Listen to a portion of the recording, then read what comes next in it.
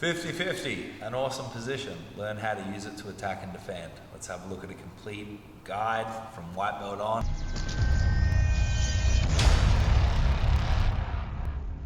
Hey guys, Professor Tom, I'm here with Reese, 50-50. Let's have a look. 50-50 can be used for a lot of different things, but more or less the primary leg interlace is as follows. My right leg, his right leg, okay? Of course, there's problems if we don't secure this. So if I just left my leg here, he can extract his leg, okay? That wouldn't be ideal because he's now kind of past my guard. And of course, if I don't hold on to his leg, he could. I know we're in the gi right now, so you'll all be saying heel hooks are taboo, but he can heel hook me. At the end of the day, guys, like, don't pretend heel hooks don't exist in the gi, because they do. You just don't practice them or allow to in competition. So from this position, quite often we see the 50-50 like this, okay, where the legs are protected. This is a much more heel hook defensive, typical 50-50. So likewise, he can cross his feet over. So the 50-50 will often look something like this, okay, when heel hooks are involved, or more straight in IBJJF tournaments in the gi. So let's understand that from this position, okay, we can look at it as both a positional and submission position. From a positional position, I want to keep him nice and tight, okay? Now, notice that this grip is a twofold grip. I'm holding him in, but my elbow's clamping down. I really like this detail because ultimately, for positional reasons, he would want to windshield wiper his knee and point it to the outside of my body. So you see that although my hand holds him in, my elbow is what stops him trying to get over there, okay? And then my right leg, as my foot goes out and my thigh goes in, helps my right elbow to keep his knee low, okay? So let's understand the basic concept of this position, if we fight positionally, is to get up to the top. Now, the problem with 50-50, it's inherent in the name, is if I am to keep square with Reese, he can now kick me down and get up to the top. If he stays square with me, I can kick him down. So how do we prevent this stupid game of back and forth? We keep our knees and bodies facing to the outside of our partner, not straight up. You won't be able to face to the inside. You can only twist one way. So from this position, as he goes to put me down, his knee's out of line, my knee's straight up. As soon as my knee opens and his knees are able to point away from me, now he will get the sweep and now I won't be able to sweep back.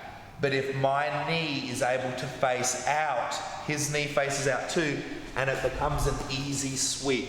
But I'm always going to be angled and leaning out this way. So now let's have a look at some submissions. So you can use that, get sweep points, okay? Get to the top, that's a fantastic sweep.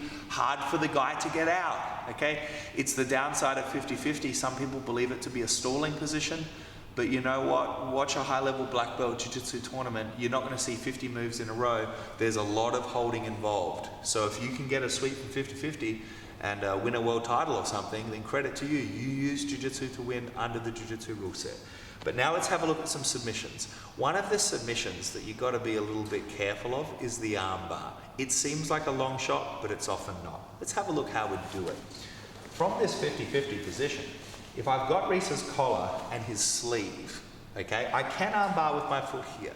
However, in my experience, bringing the foot over to the belly will give better results, okay? So as I bring him over here, I'm going to pull him in and whip my left knee over and now squeeze the knees together like crazy, okay? Even more so than usual because you have a leg in the middle, and then come off to the hand and get the finish, okay? So let's have a look at that one again. I'm here in 50-50, he might be holding my collar. That's a wonderful entrance. I hold his, I bring my foot out, and now I bend him around and I squeeze my knees tight. I switch off to the hand and I get my finish. This is a shallow armbar, so it will bite fast, but it will be lost fast. So you really got to hit it, not hurt your partner, but hit it quick, certainly, especially in competition. So let's go back to 50-50 now and have a look at other submission options. So look guys, there's a whole bunch of tricky submissions, but I'm really only interested in high percentage stuff. So from this position, cross chokes are certainly valid, although they invite arm bars. Okay, if someone cross chokes you, you can arm bar them very well. So one of the best finishes from here, in my opinion, is the foot lock. I'm going to show you two different variations. If I get this leg with my right arm here, okay, I still want to adhere to the same principles of keeping my knees and body facing to the outside. Okay, now understand that when I've got the foot lock on this side, I have to fall to this side.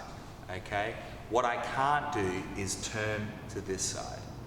All right, so what I'm going to do is, instead of trying to finish from 50-50, watch where my feet go.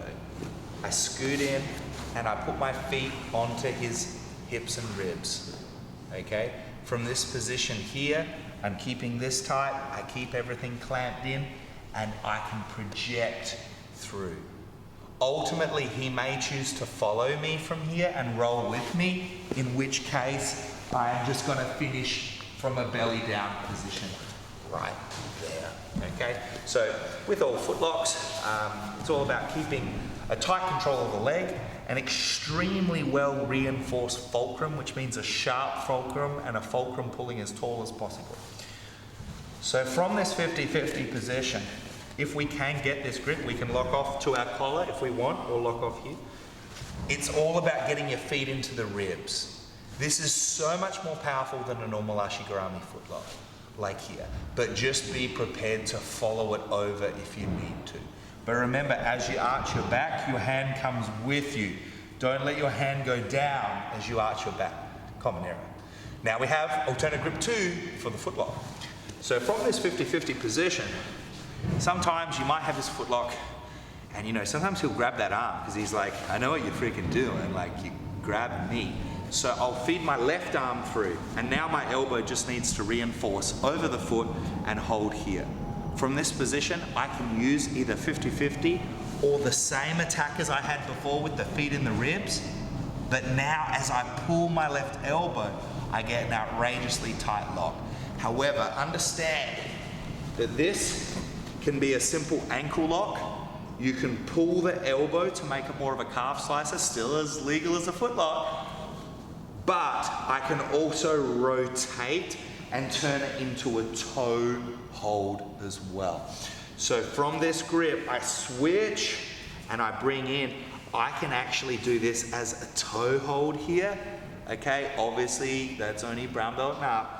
Otherwise, I can do it just as a generic foot lock, just straight as a generic foot lock, plantar flexion, Achilles pressure. Or I can do it as a calf slicer, so I could lock my legs or go to the ribs, and it's about pulling that left elbow back, okay? So there's a whole bunch of things that you can do from 50-50. The thing that I would mention just in the last few seconds of this video is I can extricate my leg.